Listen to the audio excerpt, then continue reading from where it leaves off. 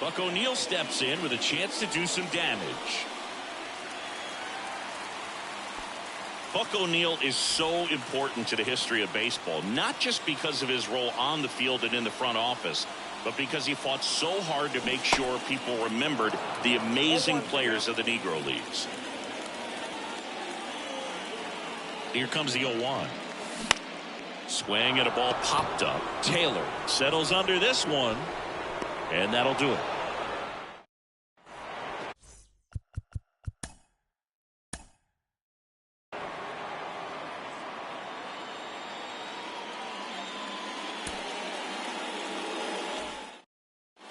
Buck O'Neil digging in now.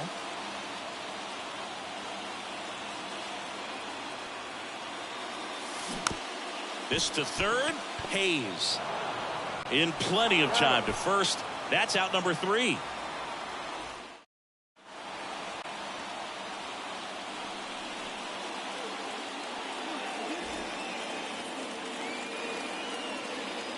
The line to kick the pitch.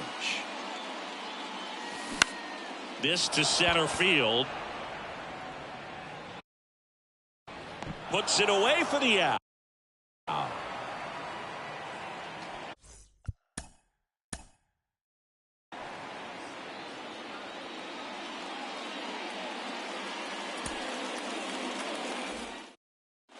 So 2 down. Buck O'Neil digging in now.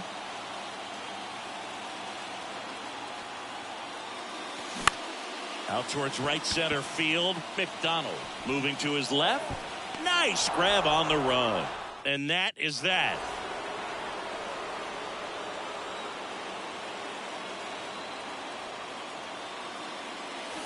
First pitch doesn't find the zone.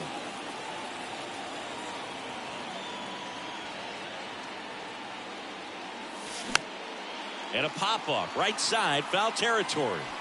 Bates brings it in with a nice running grab.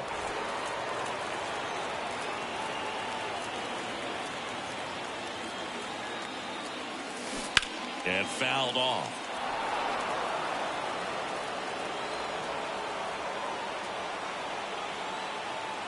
Oh, and 1 now. Swing and a drive. Left field. Way back there. Gone.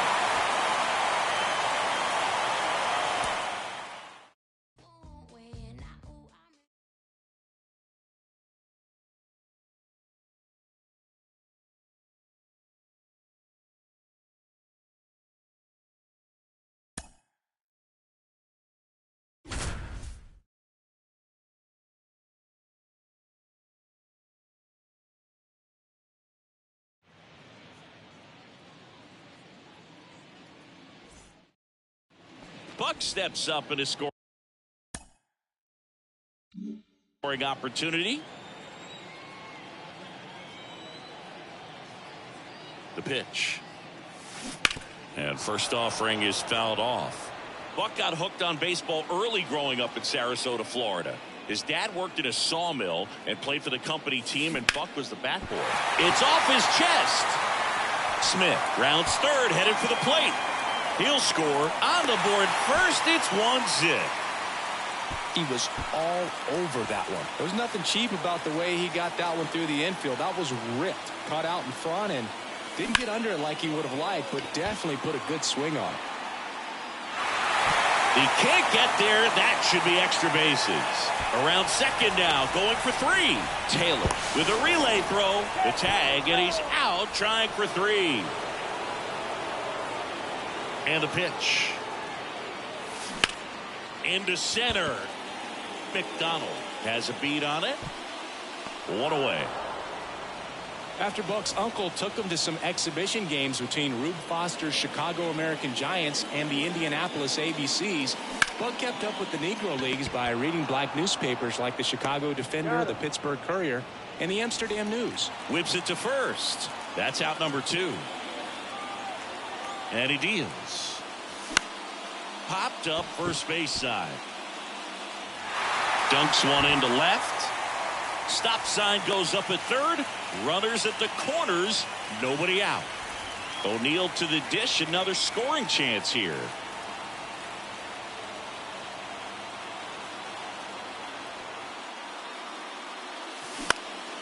And that one fouled off.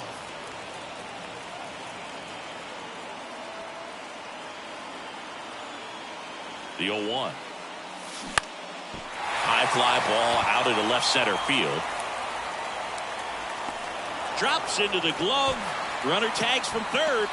Throw not in time, and they walk it off.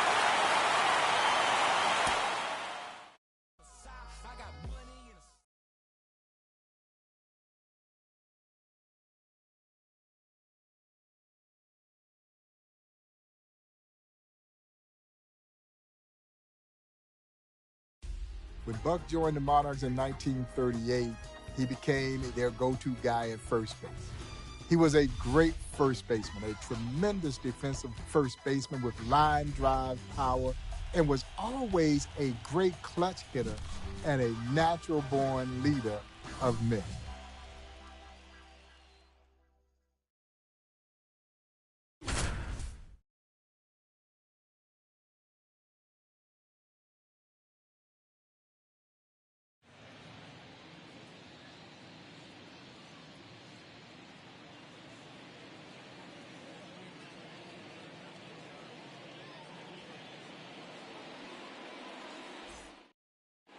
Buck O'Neil digging in now.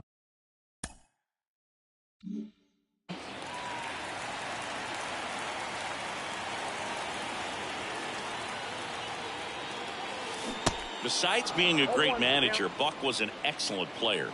In 1940, he hit .307 and led the Negro American League in doubles and RBI.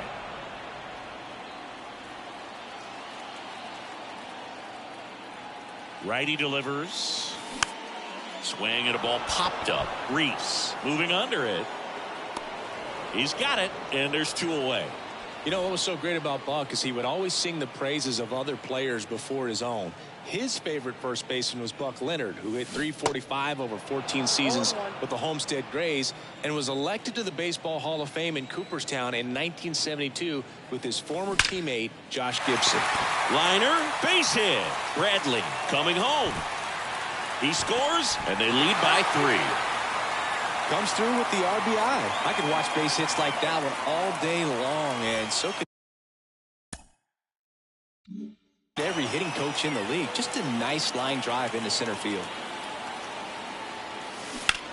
Fly ball down the line. Dives and makes the catch.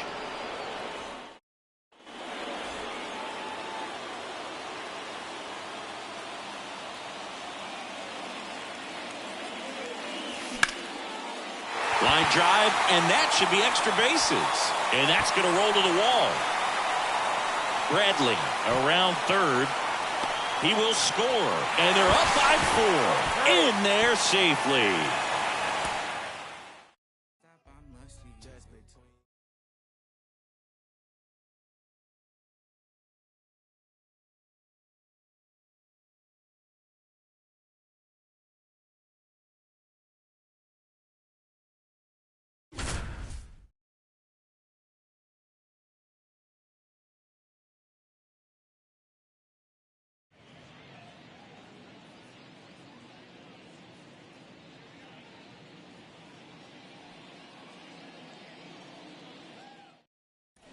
Buck O'Neil digging in now.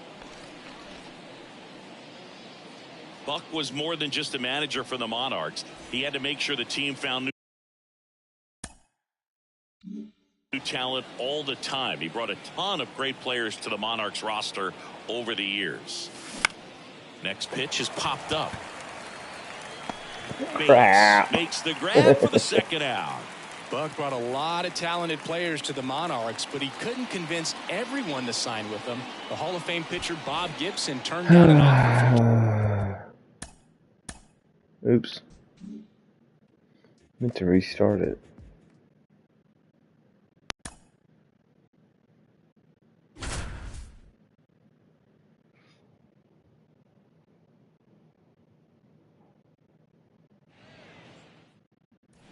Buck O'Neil digging in now.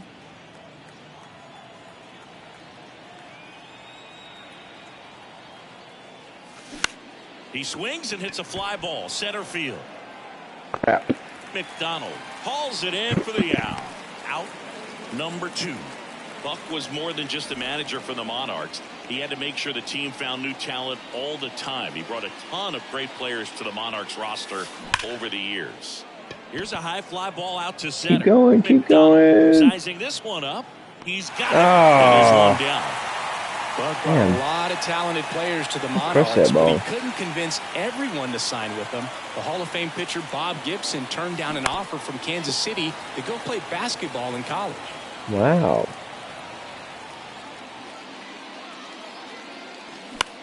Next pitch is popped up. Pulls it down, and there's 2 gone. We're going to just restart it.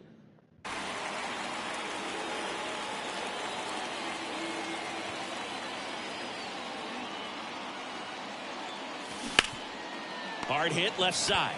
They take the force out. 3rd out, and that ends the frame.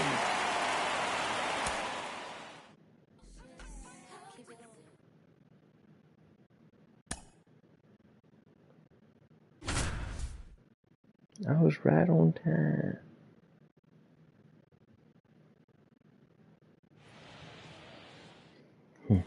Buck O'Neil digging in now. All right, let's do it. First pitch, and he just misses.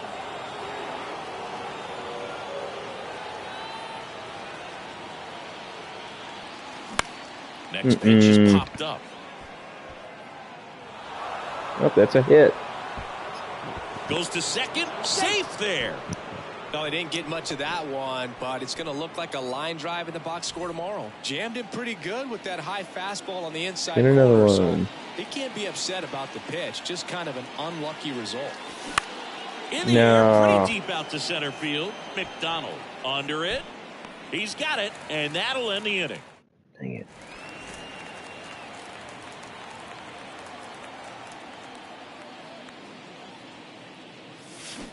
Foul ball. 1 down, base is empty. Puts it in the air out towards left center. And that's another hit. So they get a man aboard with a 1-out single. That ball right there landed in what they call a no man's land. It's not really a spot on the field where you can expect anyone to get to it easily. I mean, it's a tough play going back for the shortstop, but also for the outfielders trying to come in. They got to go a long way as well. McDonald hauls it in, and there's one away. Crap. Oh, I just got to get 1 hit now. Oh, I thought I had to get all 3 in one game.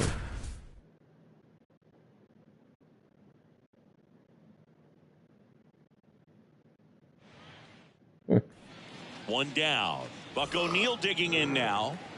I guess I need to read the instructions. That's out to center field. McDonald in position. And there are 2 outs.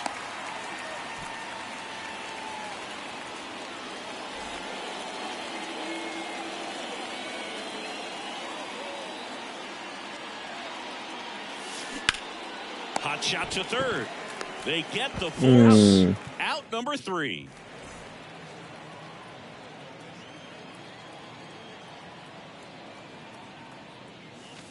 First offering misses badly for ball 1.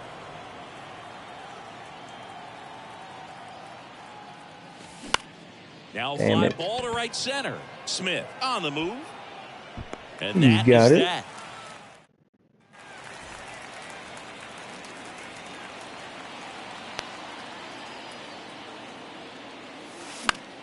Swinging a foul straight back. I don't know why I swing at everything. And a foul ball. And a pitch. That's a really good job of laying off the 0-2 high fastball. Is going to make that pitcher really have to respect this hitter, even though he's behind in the count.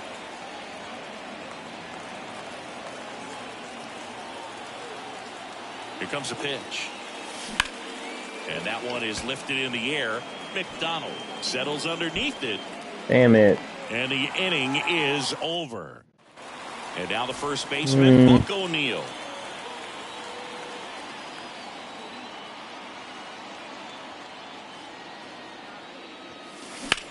To the right side. Well, slings to first, and the inning is over. Let's redo it.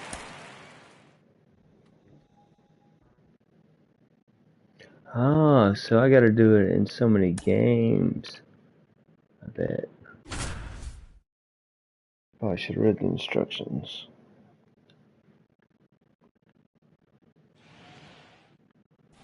Buck O'Neil digging in now.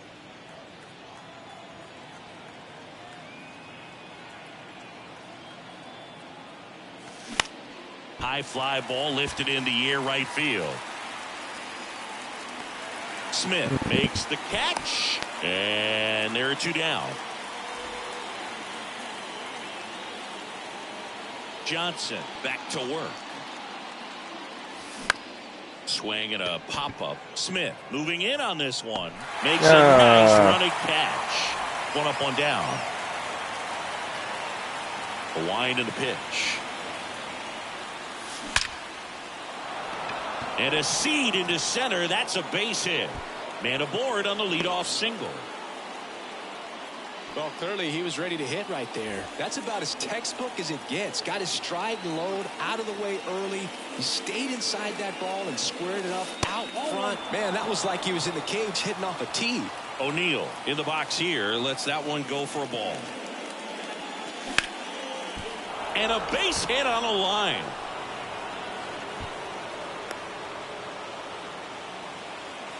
Couple of hits in a row for him here. Good extension on that swing. Took the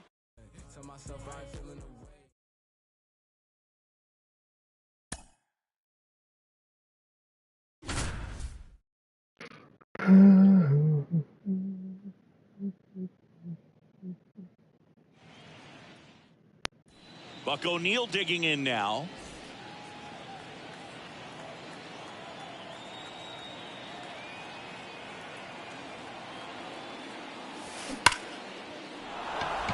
Line drive, base hit. That's they get three. it in quickly. So first and second now, one out.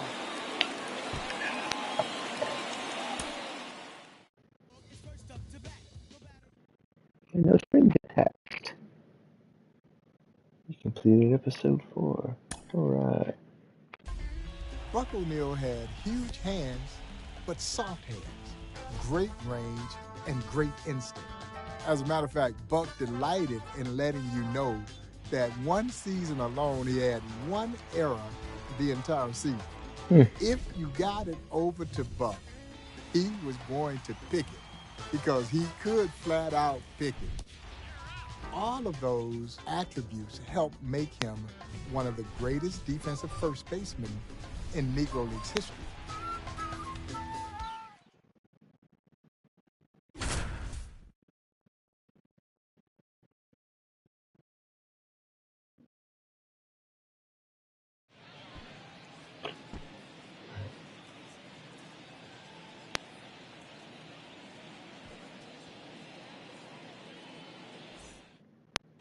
Buck O'Neil.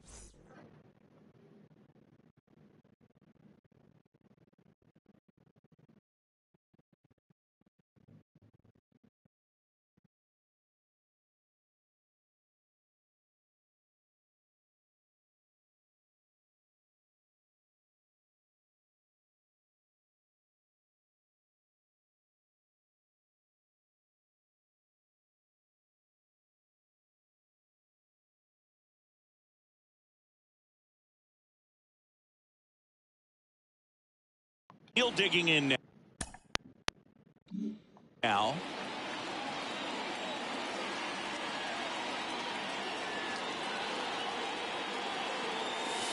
Like a lot of other Negro League players, Buck played outside the United States in the winters. He played in Cuba against some of the best in the country, like Martin Digo, Dolph Luque, and Lefty Tiant.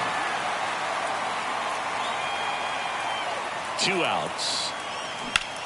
This one in the air, center field.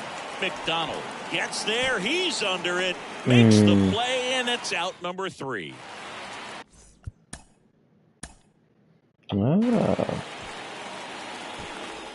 That's why I couldn't Buck restart the O'Neil other one. digging in now.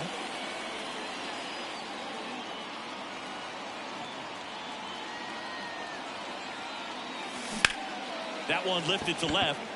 Glass sizes this one up and makes the play, and that's out number 3.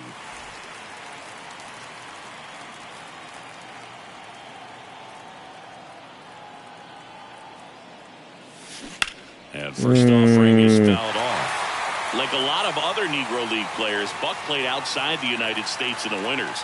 He played in Cuba against some of the best in the country, like Martin Digo, Dolph Luque, and Lefty Tion.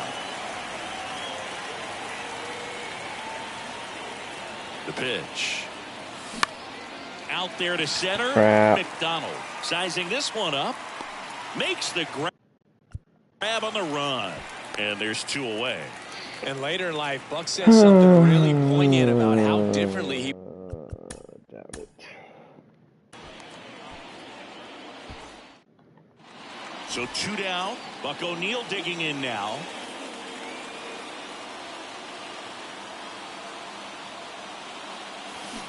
And there's the strike.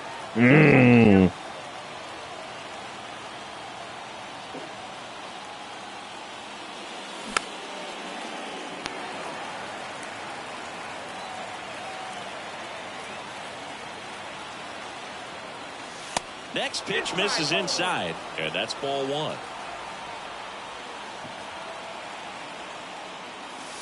Got him swinging.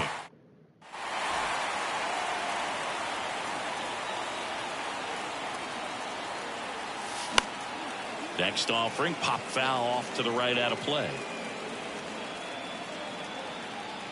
And now the lefty.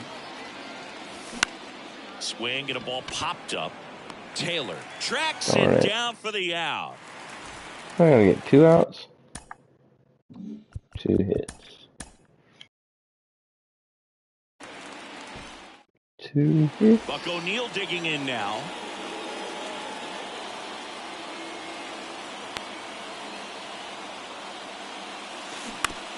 On the ground to the left. Tosses across the first. That ends the frame.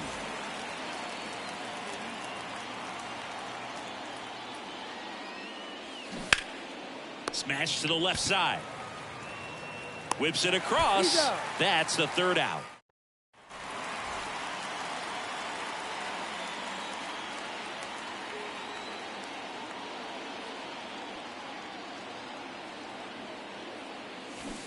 Pitch is in there. It's 0-1.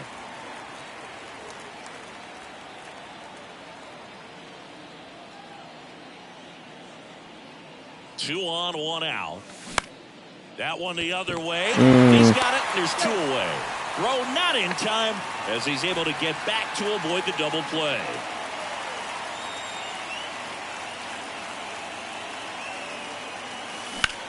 Swing, and that ball smashed on a line. Damn it. McDonald brings it in. 2 away. Dang.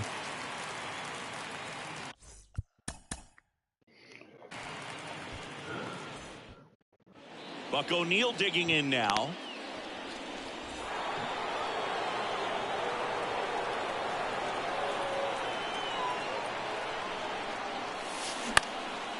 Swing and a crap. Foul territory for the catcher. Hughes makes the play, and that's the inning. That's a restart. So 2 down. Buck O'Neil digging in now. Swing and a miss. That's strike 1.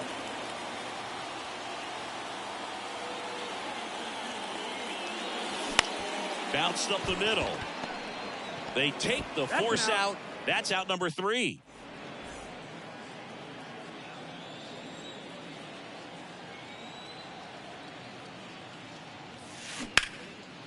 Ripped to short. Throws to first. And there's 2 away.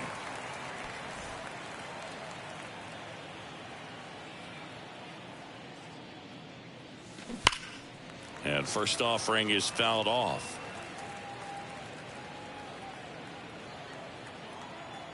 Now the 0-1. Threw that fastball right by him, slightly elevated. That's a confidence boost for this guy out there on the mound. See if he continues to climb the ladder. Glass ranging back, grabs it on the run, and that'll do it.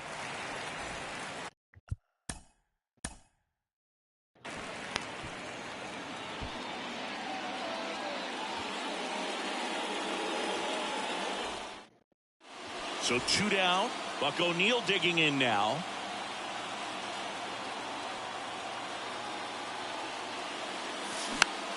This one popped up. Taylor under it. Puts the squeeze on that one. And that is the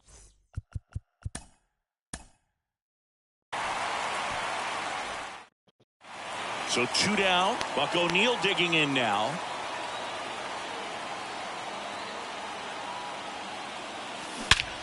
Swing and a high fly ball. That one out towards left center field. Way back there. Out of here. Grand slam.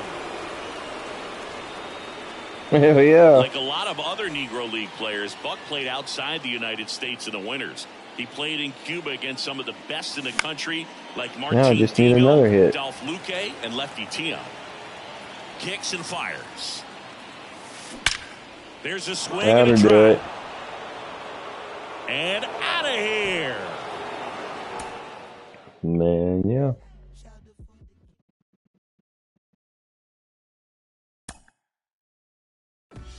People often ask Buck O'Neil, what was your greatest day in baseball?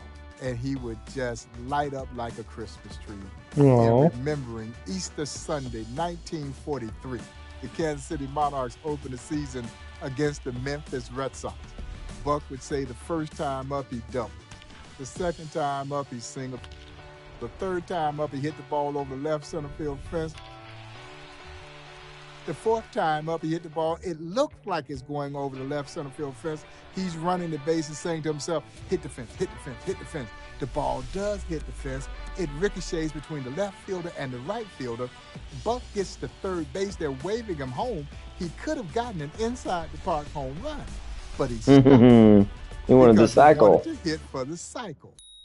Well, that evening, the Monarchs' traveling secretary, a guy by the name of William Dismuke, everybody called him Dizzy. Well, Dizzy had invited some young school teachers over to the hotel to have dinner with the ball players. He knocks on Buck's door. He says, Buck, I got some people downstairs I want you to meet. He walks into the restaurant. He says he walks right over to a young lady. He says, my name is Buck O'Neil. What's yours? She was Ora Lee Owens. They were married for 51 years. Aww. So he hit for the cycle and met his future wife of 51 years. I'd say that's a pretty good day.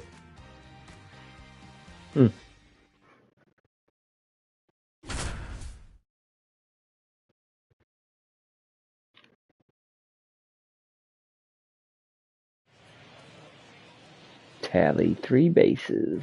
Buck O'Neil digging in now.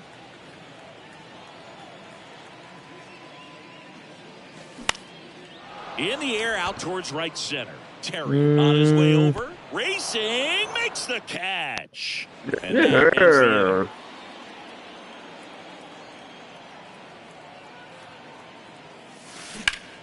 Now fly ball to right center. Dives, but it falls. And now it looks like extra bases. Why you stop? Now here's an easy out with a pair of runners stranded together. Things getting a little messy on the bases.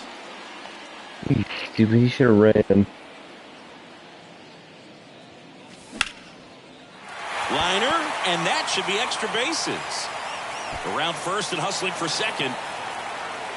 We'll get that triple now. He's going for 3. Cut off, throw to third. Not in time. He's safe.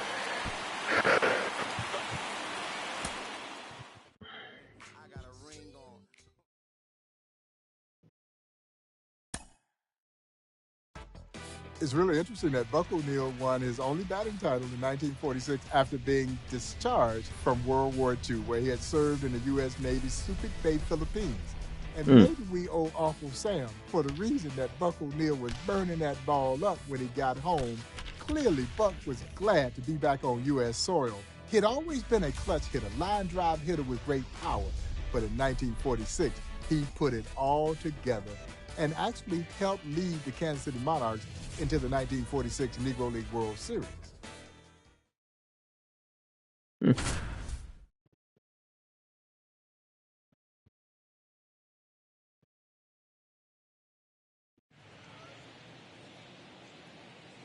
Tally 3 hits.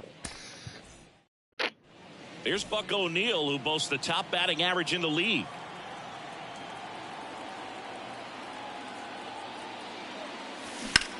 That's hard hit on the line.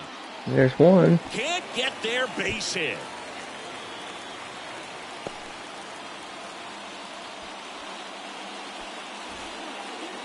That 1946 Monarchs team that Buck led to the Negro American League Championship was just stocked with talent. What a luxury to have a pitching rotation with Satchel Paige, Hilton Smith, and Connie Johnson, all aces in their own right. And into second easily with a 2-out double.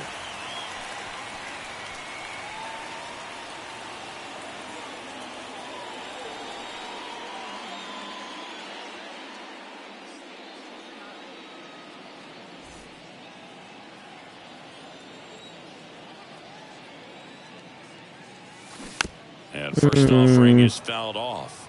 On top of Buck as a batting champion, the 46 Monarchs had a bunch of strong hitters, including Hank Thompson, No, I didn't do that. Brown, and Ted Strong. Hilton Smith also hit better than 400 as a pitcher that year. One of the great rosters of the Negro Leagues. Smith under it, and it's caught for the out.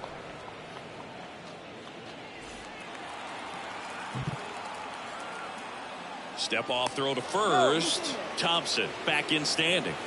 Buck and the Monarchs were part of a classic 7-game Negro League World Series against the Newark Eagles in '46, featuring some of the truly great players of the era. Another throw, really keeping him close. In Game 7 of the 1946 Negro League World Series, Buck led the way for the Monarchs with a solo homer, but the Newark Eagles won 3-2 after Larry Doby and Monty Irvin scored on a double in the 6th inning.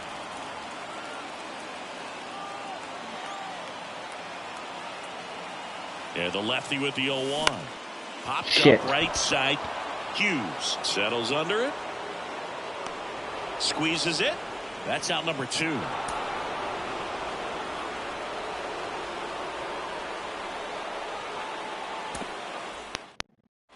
Here's Buck O'Neil, who boasts the top batting average in the league.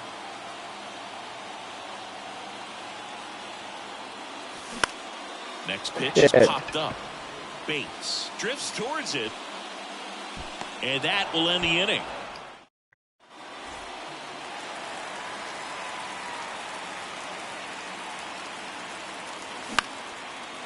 Line drive, and that's a base hit out into center field.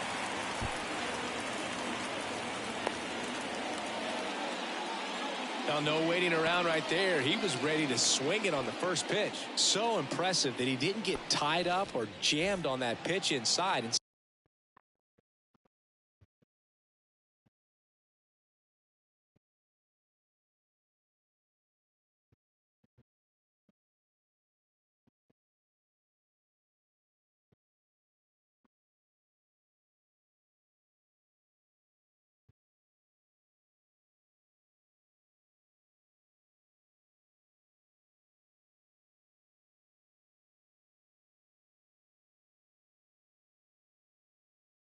Instead, good quick hands allowed him to get the barrel to it, just shoot it up the middle of the field for that knock.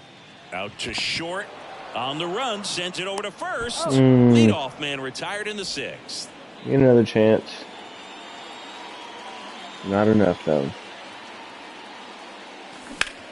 In the air, left field. Glass gets under it. He's got it, and that is out number 3. Let's try it again.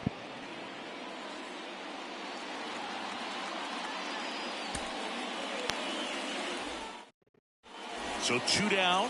Next is the speedy first baseman, Buck O'Neil.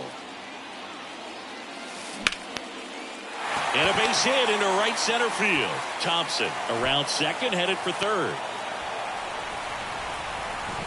Across is the runner from first, and they lead by 2. Went up there looking to be aggressive and got something he could handle. Just a cookie down the middle. I mean, those are the ones you dream about. The ones in the cage, you're just hoping you get in the ball game. Right down the middle, not a whole lot of velocity, right on top of it. Rip towards third. Tosses to first. And a quick out, number one.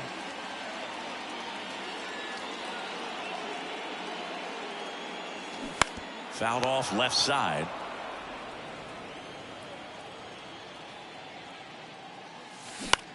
High fly ball out to center field. McDonald drifts towards it. Brings it in for the third out. Buck O'Neil digging in now.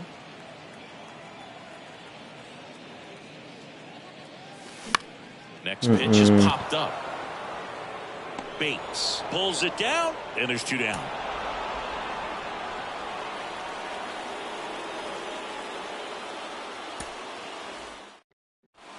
So two down, and here's the first baseman, Buck O'Neil. And that one almost got him.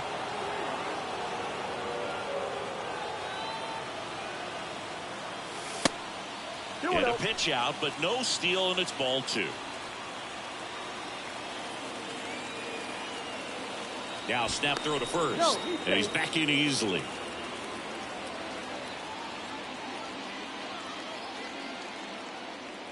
The pitch. And that one in the air center field. And makes the grab. And that is that. Let's just restart it. Fuck it.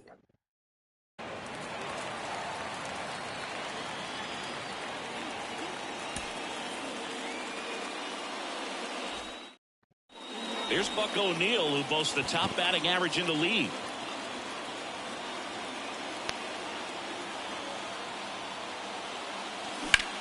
In the air out to center. McDonald should have this one. Makes the grab, and that's the inning.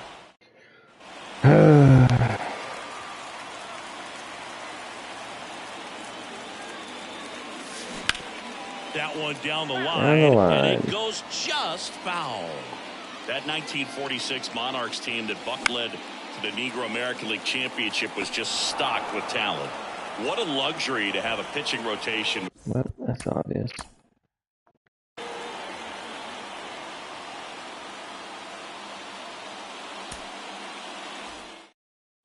Buck O'Neil digging in now.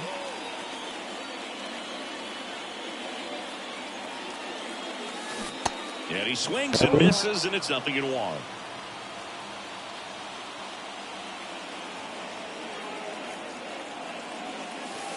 And now the count is even.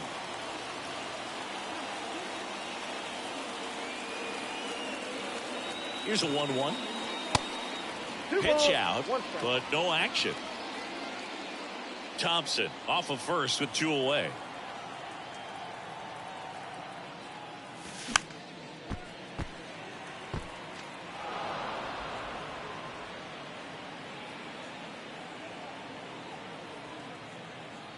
The pitch.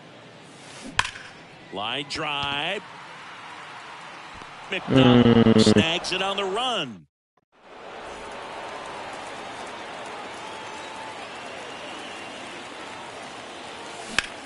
Now a screamer into the outfield. Makes the grab on the run. Two down.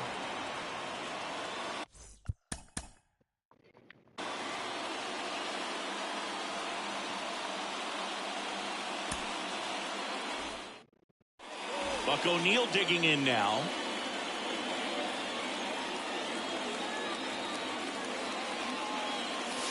Swings through that one. 0-1.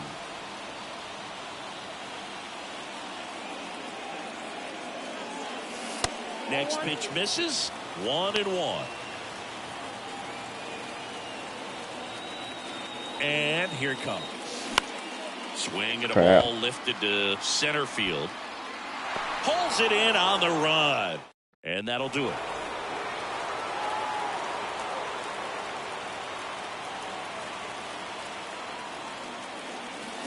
Swings and misses. Screw it.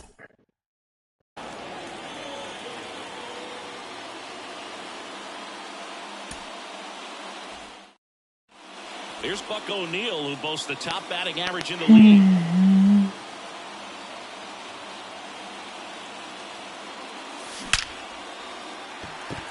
That's ripped. Base hit. Throw in holds the lead runner at second. 2 on now with 2 away.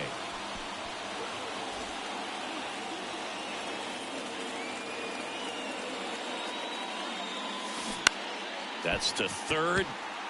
They got 2 hits. Woo. That leaves him without a throw, and the defense comes away with nothing. Didn't take long to get a result for that at bat. Pretty much did the opposite of what you want to do with the pitch on the outside part of the plate like that. Just rolled over, but good hustle down the line. And that's the third one. And it's into the gap. Now he'll turn for second. Pulls in with a double. Third hit for him today. Yeah.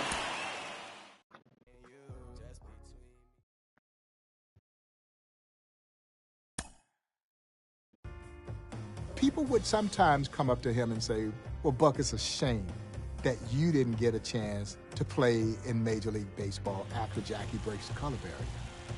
And Buck would simply look at them and say, oh, I was right on time.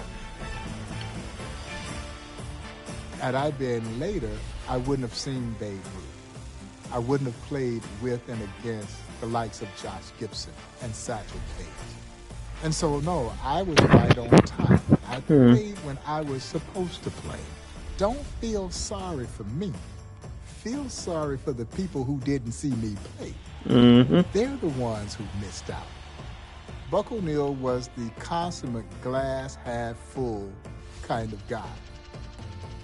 The greatest thing in all of my life is loving you. Loving exactly where he was at that particular time and living life to his very fullest as it was taking place. I think we should all take a page from Buck O'Neil.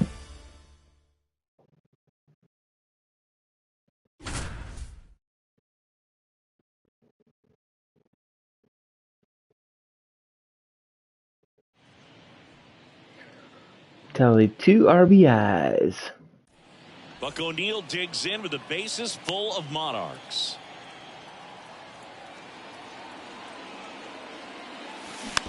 On the ground. Damn it. We'll have to get one. Fires to second for one. Ow! The double play ends the inning and restarted. 1 down. Buck O'Neil digging in now.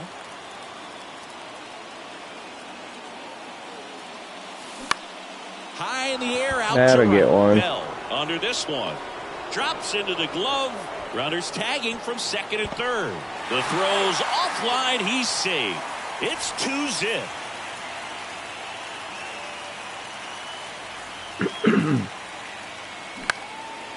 That'll get one. Swing and a base hit. Smith around third. Hunter fires it to the plate. Tag, not in time. He scores. And the lead is up.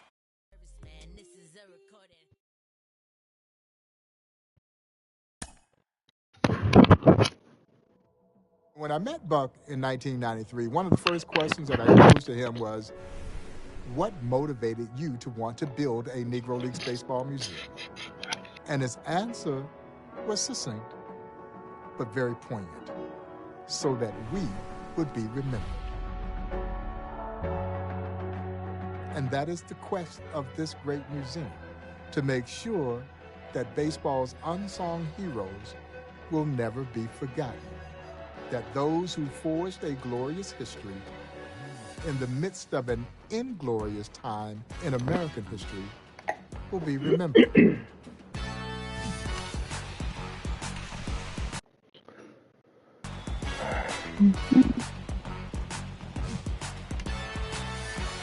You could make the case that Buck O'Neil was baseball's greatest ambassador.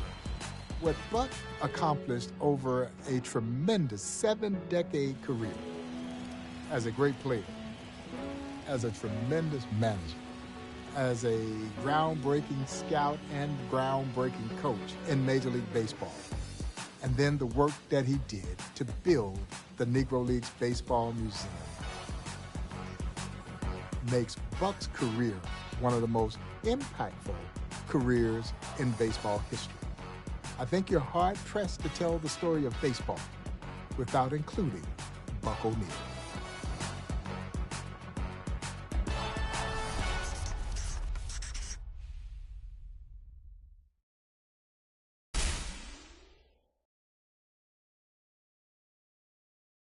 Oh, it's done. Who's next?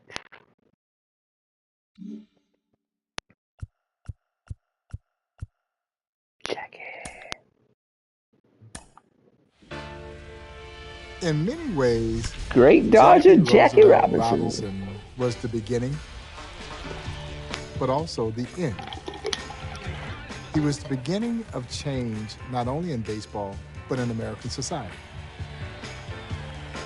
His breaking of the color barrier also signaled the end of the Negro Leagues. And a lot of people don't know that Jackie Robinson's illustrious professional baseball career began in Kansas City in 1945 with the Kansas City Monarchs. The question that is so commonly posed to me is, was he the best player in the Negro Leagues? And the answer is no. There were other Negro League veterans who were far superior baseball players to Jackie Robinson. And that is not to disparage Jackie Robinson, because he is one of the greatest athletes in American sports history. He was a four-sport star at UCLA. Baseball was his weakest sport, but Jackie Robinson was absolutely the right man to be the first. So he's college educated. He had served in the military. He was disciplined. He would become married to the beautiful Rachel Robinson. He was stable.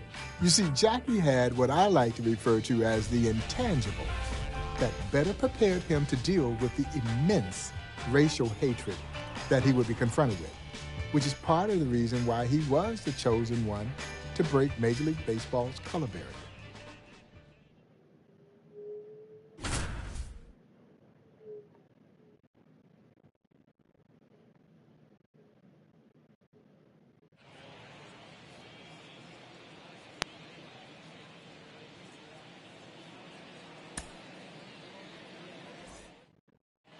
Jackie Robinson steps in for the first time as a member of the Kansas City Monarchs. And a pitch. Very high with that one. Ball one. Jackie Robinson had so much inner strength to endure the burden of being the first to cross the Major League Baseball color line. In the air, center field, and that'll fall for a base hit. And they strike first as they take a 1-0 lead.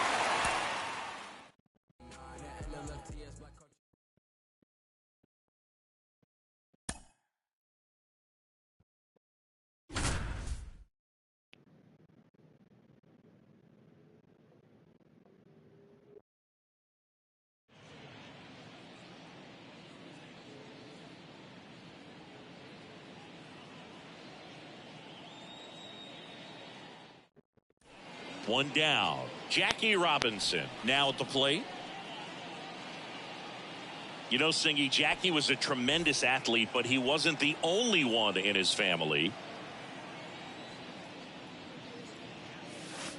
First offering misses the mark. In 1936 at the Berlin Olympic Games, Jesse Owens won the gold medal in the 200-meter dash in one of the most iconic moments What's this to do? in Olympic history. You know who finished second? Mac Robinson, Jackie's older brother. Yeah, and he did that with a heart condition that he'd had since childhood. Also won a bunch of collegiate titles at the University of Oregon. And the first pitch misses for ball one. When Jackie went to Pasadena Junior College before his UCLA years, he actually wound up breaking the broad jump record that Mac had set while he was a student athlete there. And that is that.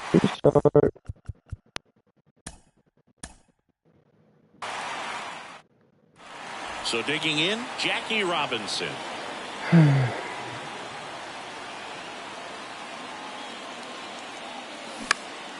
This one high in the air to left center. McDonald turns to the right on the move. No trouble here. Puts it away for the out. 2 down.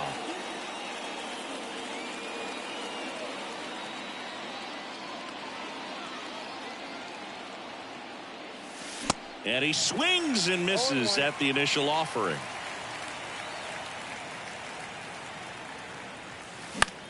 This one popped up. Coming on is Taylor. No trouble here. Puts it away for the out. And the batter now, Jackie Robinson.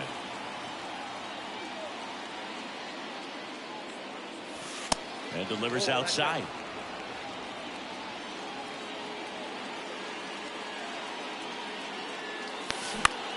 Lifted in the air, right center field. Makes the grab, and there's two down.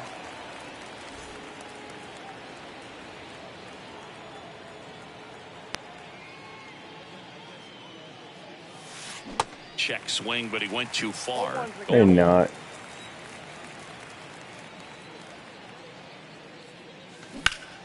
Out to center.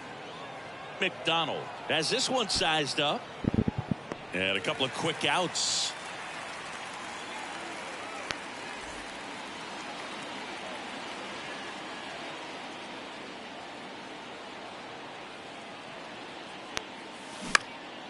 In the air to left center. Glass on the move. He makes the grab. Runner tags from third. He'll score on the sac fly, and they take a 2-run lead.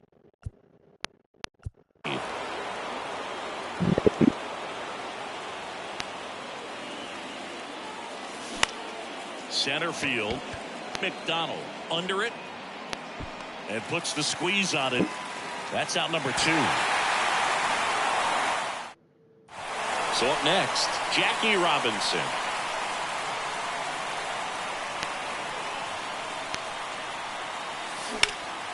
Up the middle, and that chance handled to first, but it pulls him off the bag. Did not count.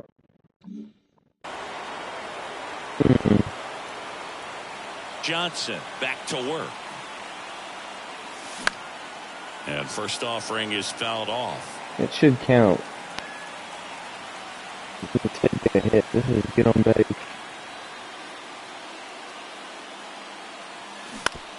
Out to short. A dive. He's got it. No throw. He's safe at first. That pretty much split the zone down the middle, and those are the ones where you got to make them pay. And now they've got some speed on first, so we'll see if they try to get him into motion. On a line, base hit.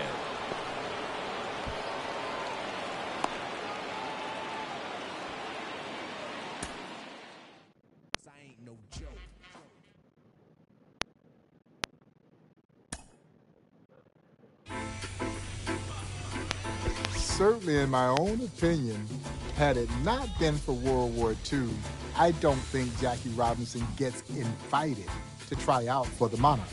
The Monarchs roster had been decimated by World War II. Buck O'Neill serving in the Navy. Hank Thompson, he's serving in the Army. Monarchs Hall of Fame outfielder Willard Brown is serving in the Army. So if the Monarchs have their full roster intact, Jackie Robinson never gets invited to try out. And how would history have been altered?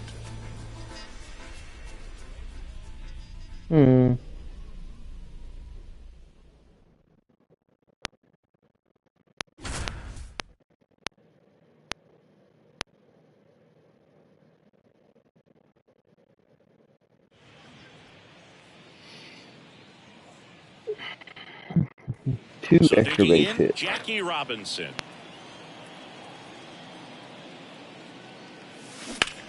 Ripped to third and caught. You know, it's remarkable to think about how Jackie Robinson was taking stands against racism well before he ever entered professional baseball, especially during his time in the military. Kicks and deals. And there's a foul ball. One time, Jackie refused to give up his seat on a military bus. You know, the Army had banned racial discrimination on their vehicles, but the driver ordered Jackie to move anyway. Jackie refused, and he was court-martialed for it, but he won the case and got an honorable Oh yeah, it's gonna be an extra discharge base as a result.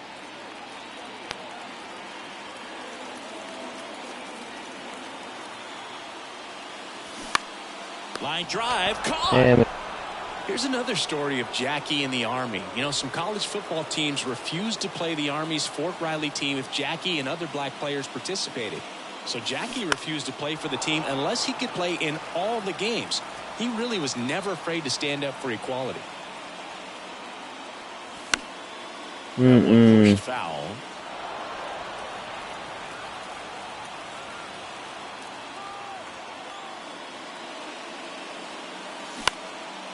Line drive, that's a base hit. Here's the throw.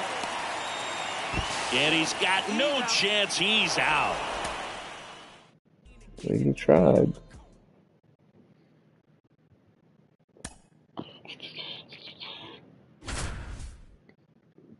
Maybe I can get 2 this game.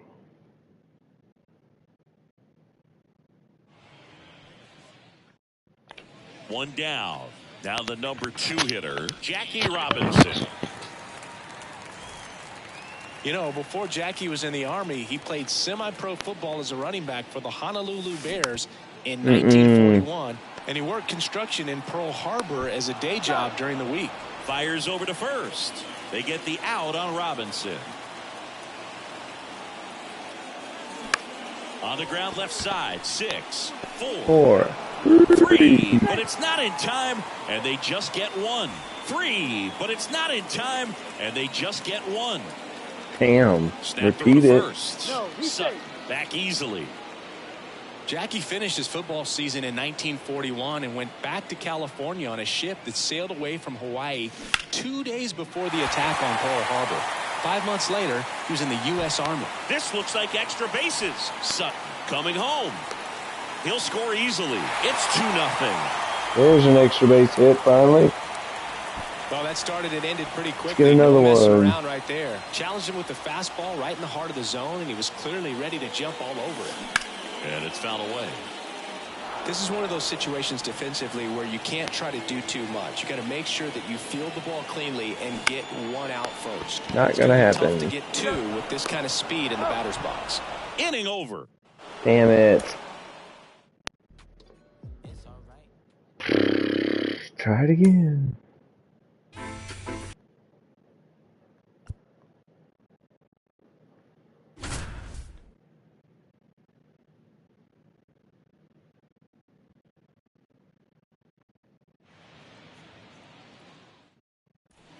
And the batter will be the shortstop, Jackie Robinson. Jackie. On the ground, Floyd. Zips it to first. They get the out on Robinson. And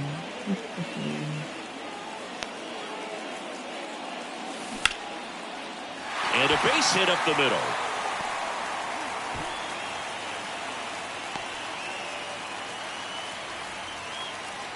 Wastes no time there. Other than ripping one into the gap or blasting one over the wall, there aren't a whole lot of hits that are more satisfying than a nice line drive in the center field. Shit. So that definitely felt good. Klein settles underneath it. He's there. He's got it. And that is that.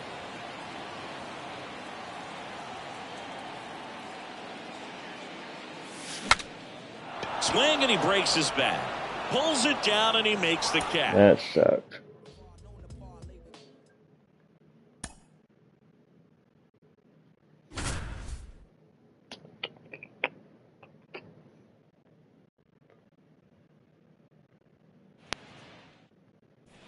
And stepping in is the speedy Jackie Robinson. Speedy.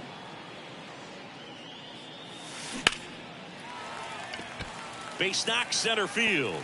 So a man aboard now with 1 away. Well, no waiting around right there. He was ready to swing it on the first pitch. That's about as textbook as it gets. Got his stride and load out of the way early. He stayed inside that ball and squared it up out front. Man, that was like he was in the cage hitting off a tee. And this is going to be a 2-out triple. Everything came together for him. Pretty much a model swing on that one as he ripped it into the opposite field gap. And I'm sure he's going to be watching that one back on video because that's the kind of swing you want to bottle. So many positives that led to that knock. Over to first. And that is the 3rd out of the inning.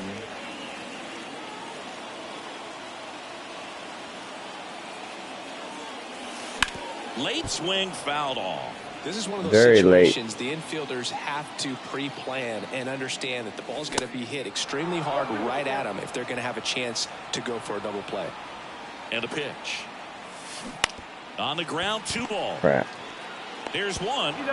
Double play. What a twin killing That's to the end game. inning. We try it again.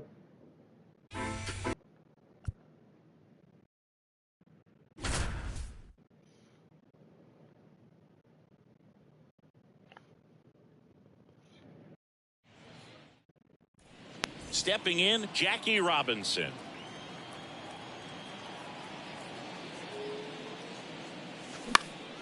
Hit in the air, right field. And puts the squeeze on that one. Out. Shit. Number 2. You know, it's remarkable to think about how Jackie Robinson was taking stands against racism well before he ever entered professional baseball, especially during his time in the military. A flip to the pitcher covering. That is the inning. The pitch. Ripped on a line to center. Adams makes the grab, and there's one away. The line to kick the pitch. Shit. Popped up. Klein makes the grab, and there's one down.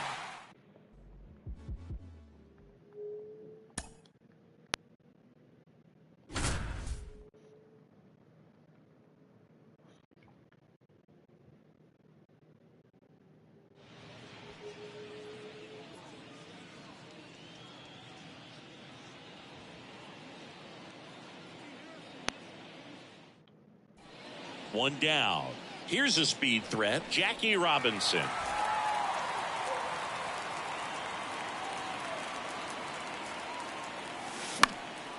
In the air, right side. And it falls. Now the tag at second, and he's out, trying for 2.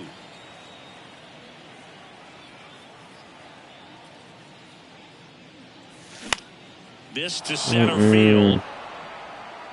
Adams makes the play. 2 down.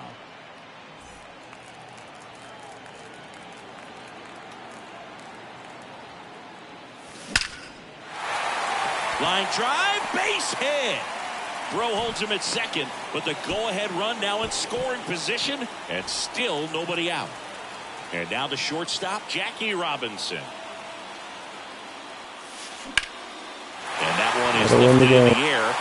Looks like extra bases. In comes the winning run, and they will walk it off.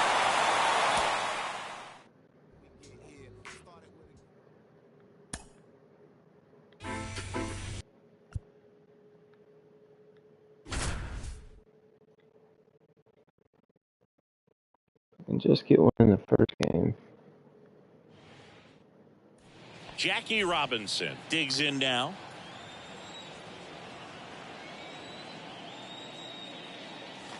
That one ran inside, almost got him.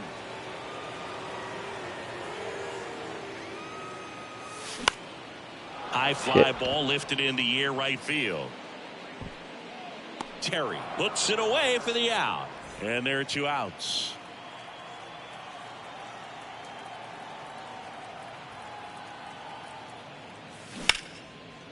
Hard hit left side. To first. Play made. That ends the inning.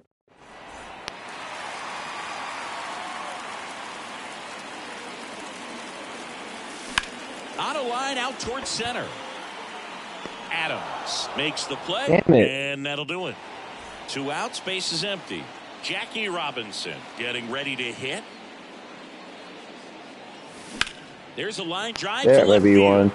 Could be extra bases. Around first, heading for 2. That'll be 3. Now around second, going for third. Floyd with a relay throw. The tag's there, and that's the ball game. Just need to get one.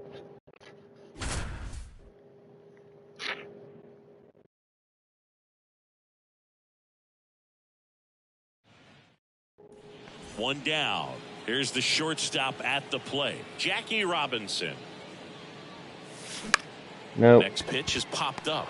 Klein right there to make the grab. 2 away. You know, before Jackie was in the Army, he played semi-pro football as a running back for the Honolulu Bears in 1941, and he worked construction in Pearl Harbor as a day job during the week. Can't get there. Base hit. Run scores easily, and it's 1-0. Fires to second too late. Into second with a double hit.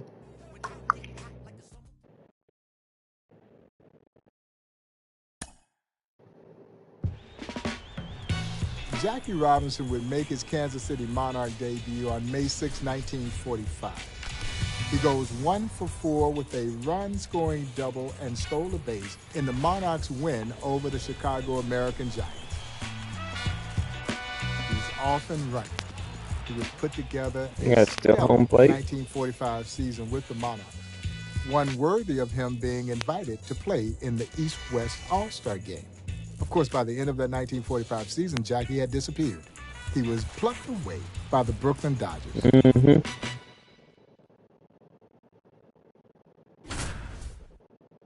Jackie.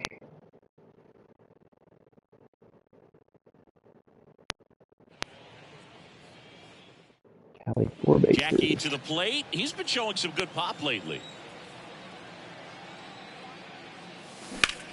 Bounced out to short. They get the out on Robinson.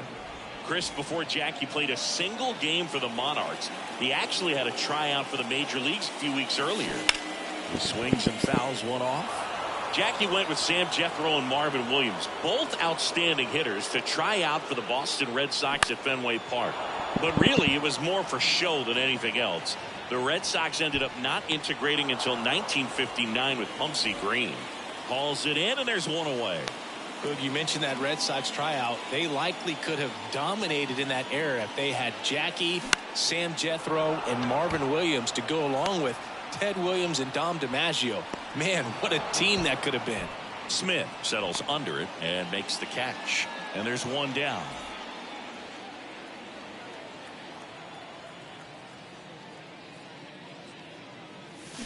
And that one pulled foul.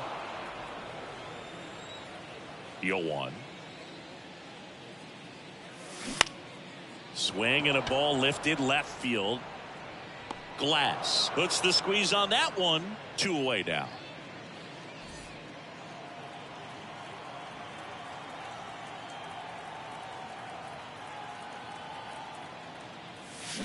And a foul ball left side.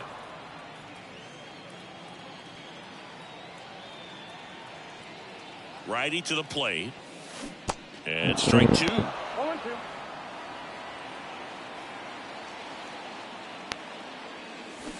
Swing and a miss for the strikeout. Pulled the string on the changeup. Jackie Robinson, the next to hit.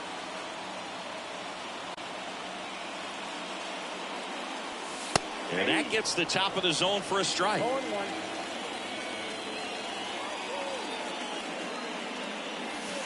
The next pitch misses, and that is ball 1.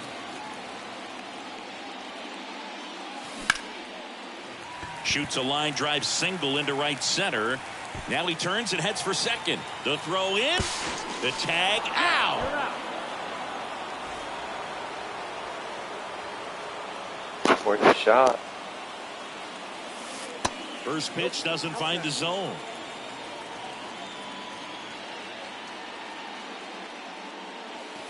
Next offering is in for a strike. Here's a 1-1. Swing and a ball popped up, and it falls. So they get a man aboard with a 1-out single.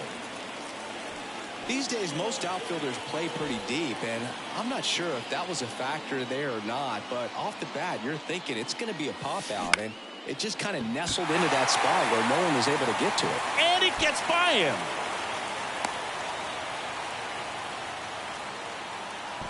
Clearly seeing the ball very well in this one. That could be a dangerous pitch if you don't get it inside enough, because as a hitter, you see it coming across the plate the whole way. No problem handling it and putting a good swing on it that time. Makes the catch, inning over. Jackie to the plate. He's been showing some good pop lately.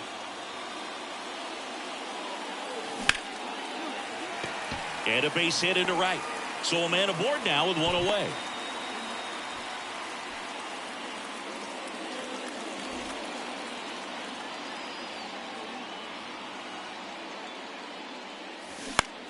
Swing and a pop-up.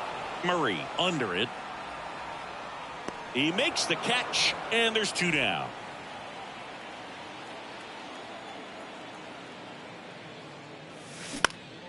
He swings and hits a fly ball center field. Racing, makes the catch, and there's two away. The pitch. Swing, and he popped it up. Murray under it, and there's one away. And the batter will be the shortstop, Jackie Robinson. Swing, and that ball smashed on a line.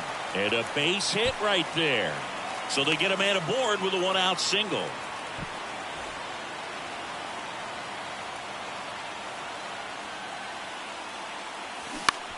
That's the third. They get the out on Robinson.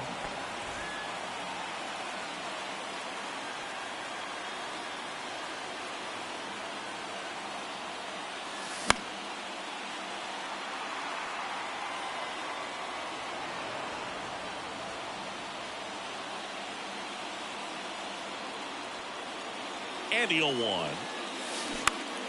Line to left. Glass calls it in for the out. And there's two away.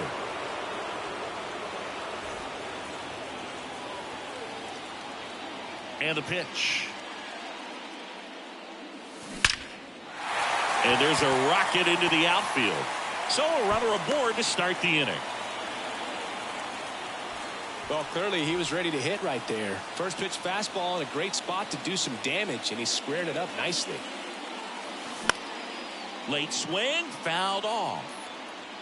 You know, this group of hitters really producing with runners on. It's been a right place, right time kind of game for them. They have 6 hits today with runners in scoring position, and that's something they can feel very proud of. Tosses to first, and that's one away at the leadoff. One down. Now the number 2 hitter, Jackie Robinson. And first offering is fouled off. One down, base is empty. Swinging a foul straight back. Here's the 0-2. Got him. 2 gone. Jackie to the plate. He's been showing some good pop lately. And a liner around into right center for a base hit. Takes the turn. He's digging for second. The throw in, and he's out. Chris, before Jackie played a single game for the Monarchs, he actually had a tryout for the major leagues a few weeks earlier.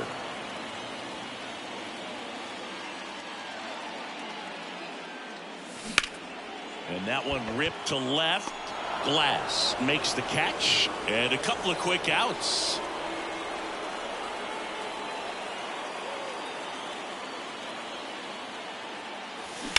Line drive. No trouble here. Puts it away for the out. One down. Jackie went with Sam Jethro and Marvin Williams, both outstanding hitters, to try out for the Boston Red Sox at Fenway Park. But really, it was more for show than anything else. The Red Sox ended up not integrating until 1959 with Pumpsie Green. Glass makes the grab, one away. One down. And stepping in is the speedy Jackie Robinson. Next offering popped in the air, right field. Smith snags it for the second out.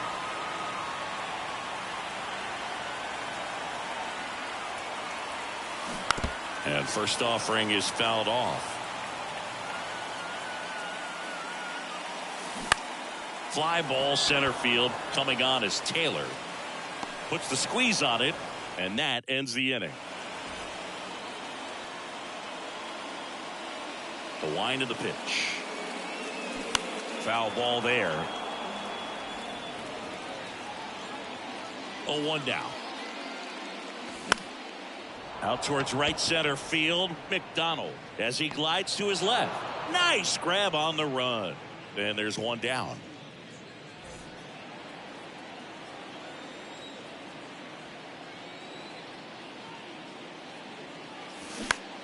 Swing and a ball hit out towards left center field. No trouble here. Puts it away for the out. And there's two down.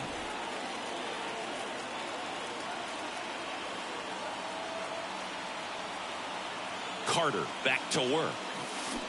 And first offering is fouled off.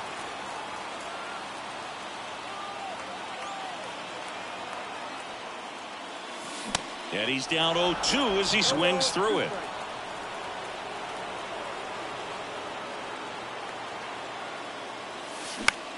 That's towards center. That one gets down for a hit. McDonald fires it to the plate. Save! Ball game. They walk it off. They only counted that for one base. That was two, damn it. One down. And now Jackie Robinson. Out towards left center. McDonald giving chase. And that one hops the wall. Round second, digging for third. The relay throw. The tag, and he's out trying for three.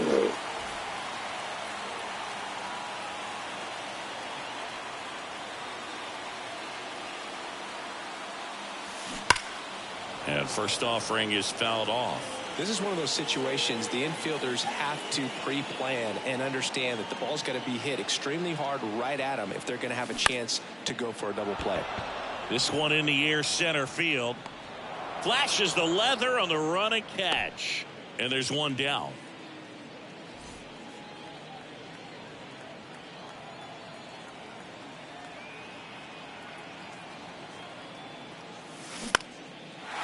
Liner, base hit. Sanders around third. Glass fires it to the plate. They extend their lead as the runner scores from second, and it's 4-0. Picks himself up. They only counted that as one. Damn it. That pitch on the outside. If he let it just get a little deeper and look to hit it to the opposite field, but he made it work out. That's hard hit on the line. McDonald makes the catch, and there's one gone. Jackie to the plate. He's been showing some good pop lately. That one ripped, and that should be extra bases. Around first and hustling for second. And he'll pull in there with a stand-up double. I'm sure he feels really good about that one. Loud contact leads to the double. I mean, you could tell it had extra bases written all over it as it jumped off of his stick. Puts it in the air out towards left center. Glass hauls it in, and there's one away.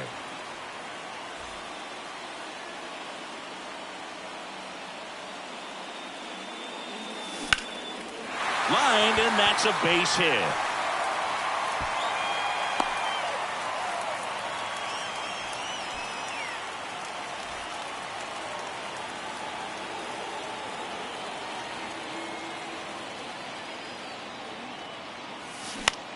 Into center.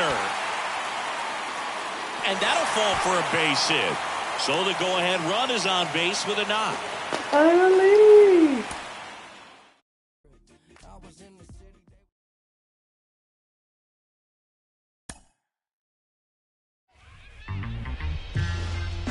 Jackie did not like his time in the Negro Leagues. And it wasn't because he didn't have great respect for the talent that was there in the Negro Leagues. Jackie Robinson hated the fact that he had to play in a Negro League. Jackie's mindset was that if I have the talent, I should be able to play in whatever league is available to me. And Jim Crow did not sit very well with Jackie Robinson. He was Los Angeles. He's California. So he wasn't accustomed to some of the things that the players in the Negro Leagues were having to endure. Long bus rides, going into towns where you weren't sure where you could get something to eat or have a place to stay.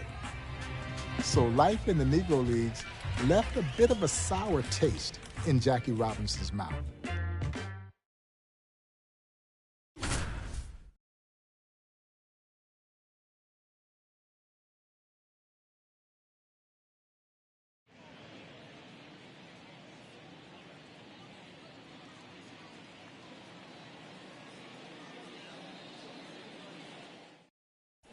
Jackie Robinson will hit next.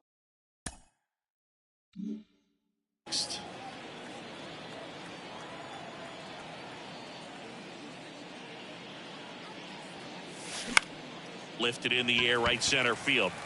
Makes the grab on the run. And there are two down.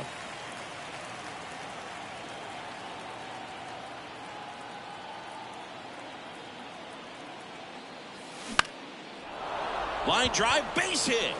Runner around third, on his way to the plate. The throw is offline, and he's in to score. And it's 1-0.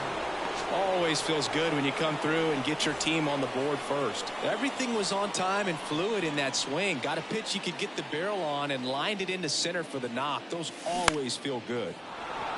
Swings and lines a base hit into left field.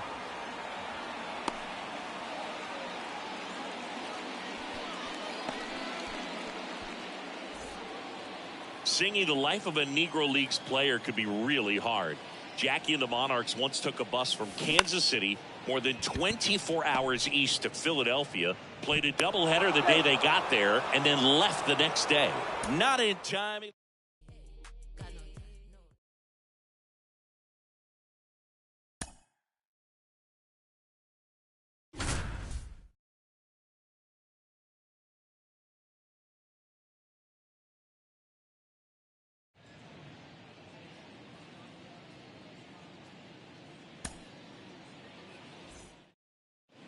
One down.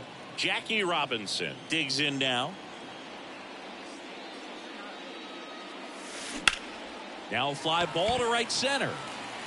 And that should be extra bases. Around first, heading for two. Throw, and just ahead of the tag, slides in safely at second. Went up there looking to be aggressive and got something he could handle. Just a cookie down the middle. I mean, those are the ones you dream about. The ones in the cage, you're just hoping you get in the ball game. Right down the middle, not a whole lot of velocity, right on top of it. We see Jackie with the Monarchs here, but a year later, 1946, he had to break the minor league color line in the International League with the Montreal Royals, and he proved he was more than good enough for the competition.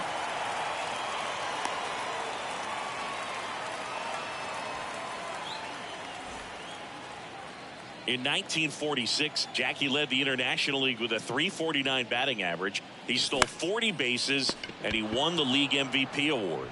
And for an encore, Boog, he led the Royals to a league championship and the Little World Series against the American Association's Louisville Colonels, scoring the winning run in the last game. He was just dominant. And first offering is fouled off. Jackie made it clear he had a lot of fondness for the people in Montreal. The fans there carried him on their shoulders after the last game against Louisville. Next pitch is outside.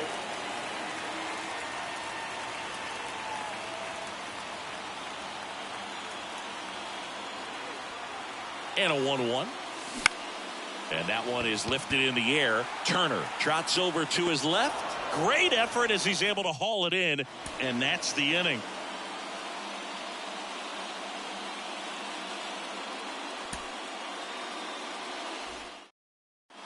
And now the shortstop, Jackie Robinson.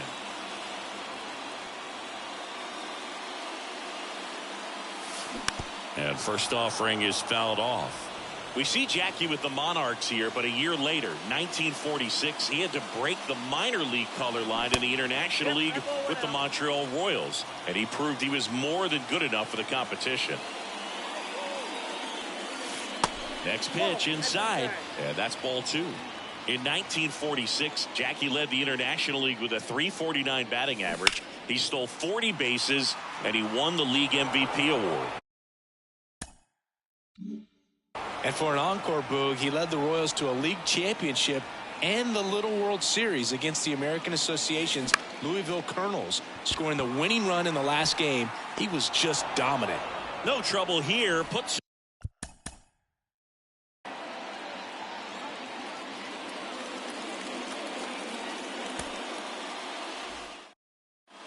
Here's a speed threat, Jackie Robinson.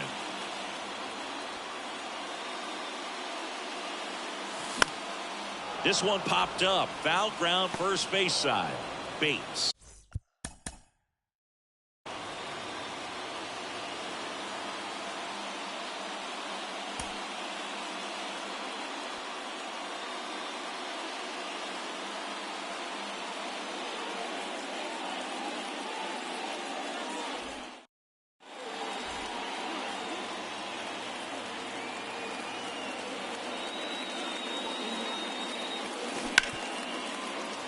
And it finds its way through for a hit. So a man aboard now with one away. Didn't take long to get a result for that at bat. Got the top of the ball a little bit, but not much. That was hit pretty hard through the infield, so I think he'll be happy with that swing. Definitely generated some good bat speed. That one drilled left field, and he makes the catch. 2 down.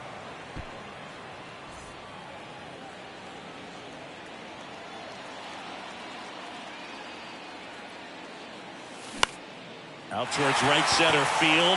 That gets down for a hit. Headed for the plate. Here comes the throw, and he's in there as a run scores on the play. Puts a run on the board and picks up an RBI. You know what they say, he couldn't have thrown it out there any better than that, and certainly the case that time. Just flared it back behind the second baseman and dropped it in there. I'm really impressed with this offense. They haven't been timid at the plate at all. They've been aggressive, and they're keeping the defense on its toes. So far, 6 hits on the first pitch alone. That tells you something. Turner pulls that one down. 1 away.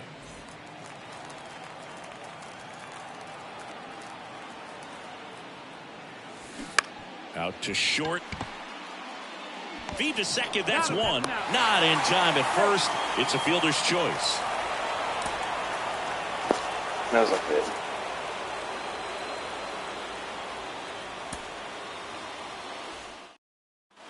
Jackie Robinson now at the plate.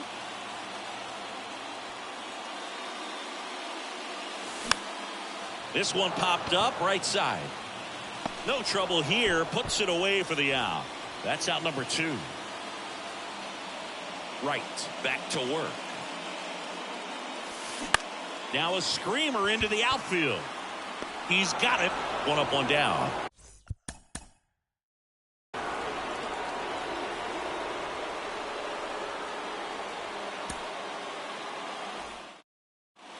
One down. And the batter will be the shortstop, Jackie Robinson.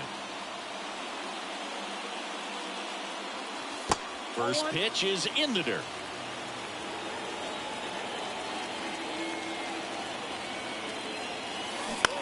On the ground to third. Sends it across to first. They get the out on Robinson.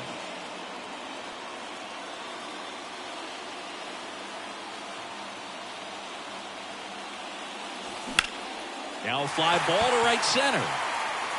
And that gets down into the gap. 1 runs in. Another comes in to score. We are tied at 2. The throw to third, and he's out trying for 3.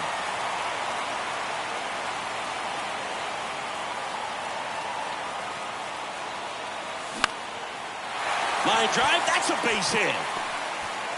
1 runs in. Glass fires it to the plate. It's off the mark, and he scores. 4-2 now. Picks himself up a couple of ribbies. Just a solid swing right there. Caught it out front and ripped it into the outfield for the base hit. Those always feel great. Bounce to third, and that's just foul.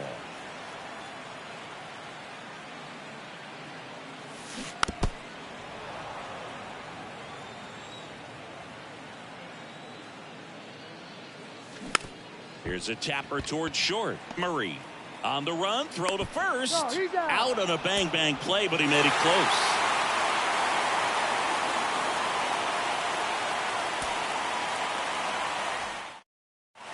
One down. And now Jackie Robinson.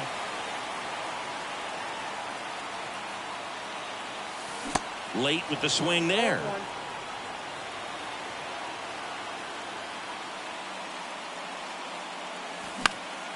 And a foul ball.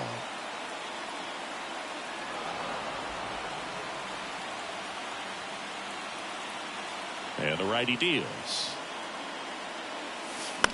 The other way, makes the grab, and there's 2 gone.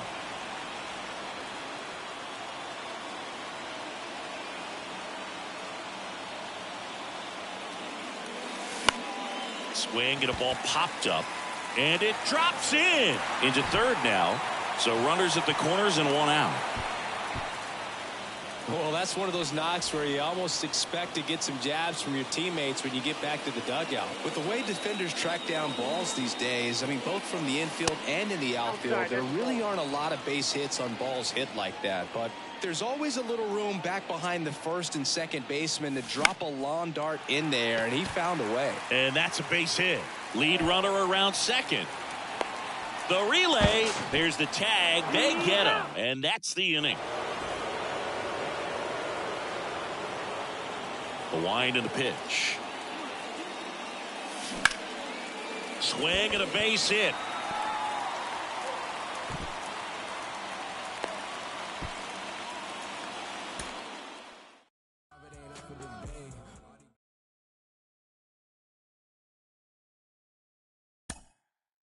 In the Dodger half of the second, Jackie Robinson leads off. Well, Jackie Robinson was a tremendously gifted athlete. He quickly adopted that style of play that was signature of Negro League baseball. Bold, brash, aggressive. And that's what he took with him over to Major League Baseball. And he was driving Major League pitchers crazy by stealing the bases, and particularly his knack for stealing home. And of course, that was his nod to the Negro Leagues.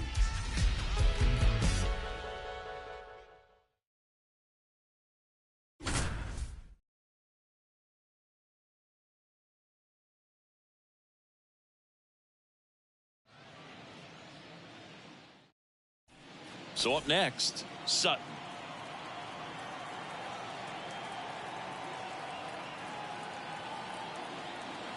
And a pitch. Jackie's on the move again. Pitching for a strike. And Jackie swipes second. What a thrill to see Jackie.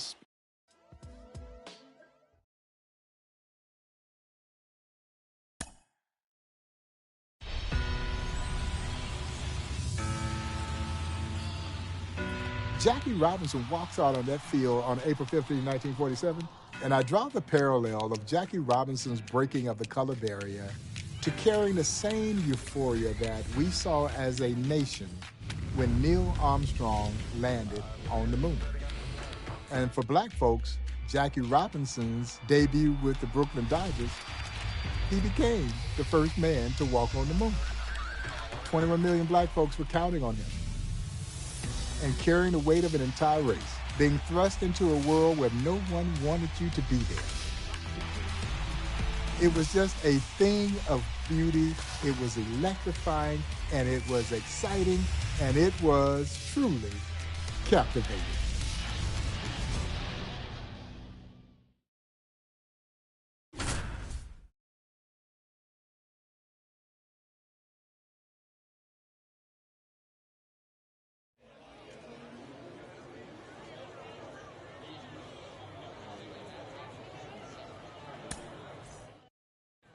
An iconic moment in baseball history.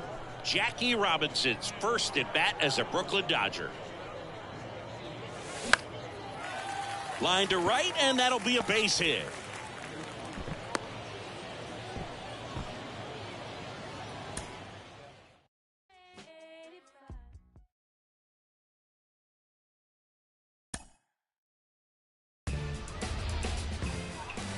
We were counting on Jackie to succeed, because his success was seen as advancement for a race of people who had been belittled for so long. That is an enormous amount of pressure for any one man to have to bear. In a game that is predicated on failure, he can't fail. Who knows how long it would have been before another black man would have gotten the opportunity to play in the major leagues. Somehow, Jackie Robinson summoned the will to perform at an incredible level. He earned the very first Rookie of the Year award, and he did so carrying the weight of an entire race of people on his shoulders.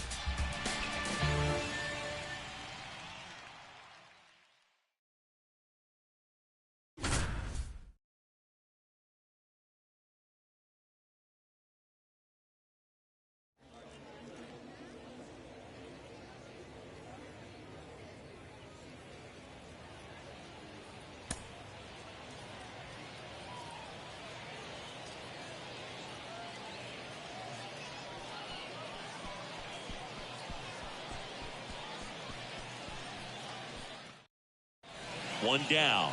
Next to hit, Jackie Robinson.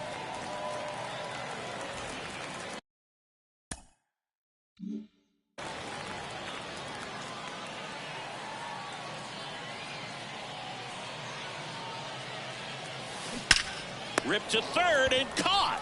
If Jackie hadn't been as great as he was on the field, it could have set back the cause by years. But he was so good that he won the first ever Rookie of the Year award while leading the National League in stolen bases.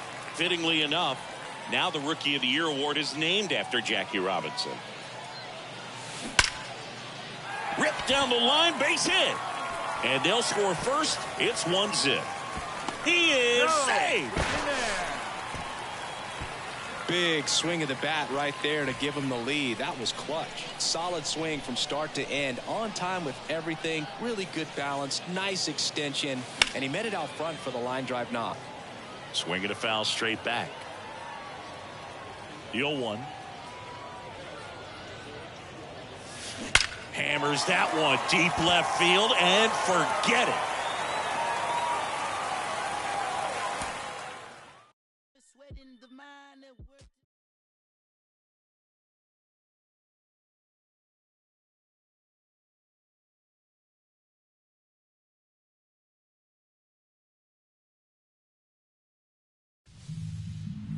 Here at the Negro Leagues Baseball Museum, we make the bold assertion that Jackie Robinson's breaking of the color barrier wasn't just a part of the civil rights movement. It was the beginning. This is 1947. This is before Brown versus the Board of Education.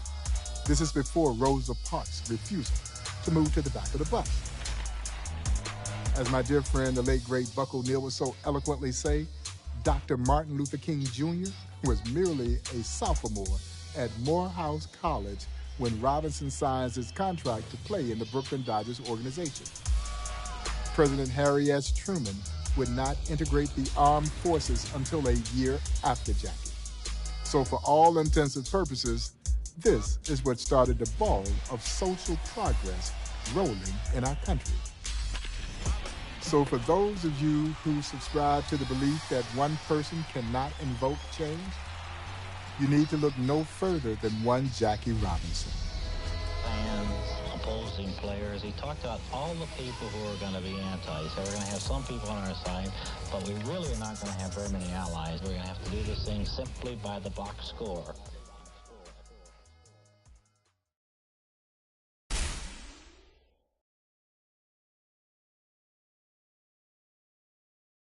Mm-hmm.